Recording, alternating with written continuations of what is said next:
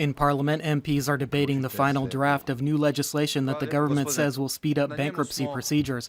Under the bill, companies would automatically enter bankruptcy when their accounts have been frozen for more than 120 days or if employee salaries are not dispersed for over 3 months. Opposition MPs stress the importance of ensuring that creditors are secure in recovering their debts, while Justice Minister Orsat Milenic noted the importance of all individuals and businesses exercising due diligence when making deals or transactions.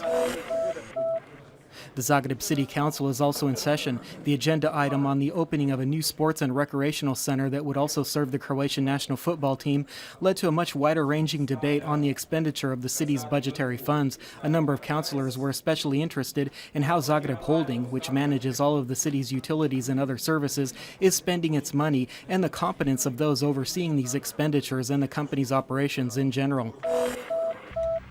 Croatia's Anti-Corruption and Organized Crime Office, USKOK, has raised an indictment against former Sisak Moslavina County Prefect and current MP Marina Lovrić-Merzel and 5 other individuals in one company. They were indicted on charges of abuse of position and authority, taking and receiving bribes, money laundering, forging of official and commercial documents, and encouraging and abetting the abuse of authority.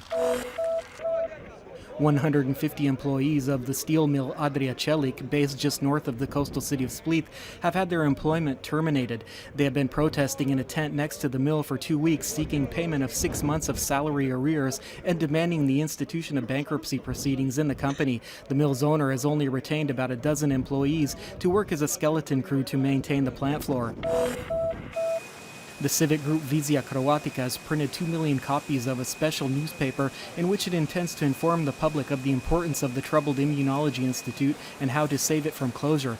In this special edition, Vizija Croatica explains its proposed limited partnership model to save the Immunology Institute, which among other things provides much-needed vaccines for the public sector.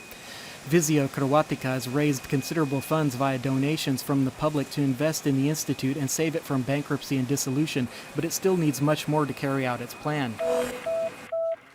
The largely unsuccessful meeting between the Prime Minister and Defense and Veterans Affairs Minister and the protesting disabled veterans yesterday is a subject of much media discussion today. This morning, Daniel Rehak, the head of the Croatian Association of POWs, chided both the government and protesters for their apparent unwillingness to communicate and engage in substantive dialogue. He also said calling for the resignation of Veterans Affairs Minister Predrag Matić, himself a decorated war veteran, unnecessary. On Croatian radio this morning, political analyst Žarko Puhovski said it would have been better if the Prime Minister had met with trade unionists from various sectors rather than the veterans. In sports, in tennis, at the Roland Garros tournament, Croatia's Marin Cilic was defeated in the final 16 by 7th seed David Ferrer of Spain, 6-2, 6-2, 6-4. In the doubles competition, Croatia's Ivan Dodig, together with Brazil's Marcelo Melo, made it to the semifinals after defeating Austrian-Brazilian duo Alexander Peja and Bruno Soares, 6-3, 7-6. The finals of the Croatian Premier Basketball League begin this evening, in which defending champions Cedevita will face their crosstown Zagreb rival Cibona. The winner of this best-of-3 playoff will become the new national champion. The match will be aired on HRT's Channel 2. Tip-off is at 6 p.m. And finally, the weather forecast for the rest of the day. Most parts of the country can expect sunshine and skies will be largely clear on the coast. There is a chance of clouds building up in the western Sava River Basin and western Slavonia, and also in the Lika region adjacent to the coast, which will bring a possibility of brief showers. Mostly light southwesterly and westerly winds will blow on the coast. The sea will be calm or only slightly choppy, while visibility should reach 20 kilometers. Water temperatures will range from 19 to 21 degrees Celsius.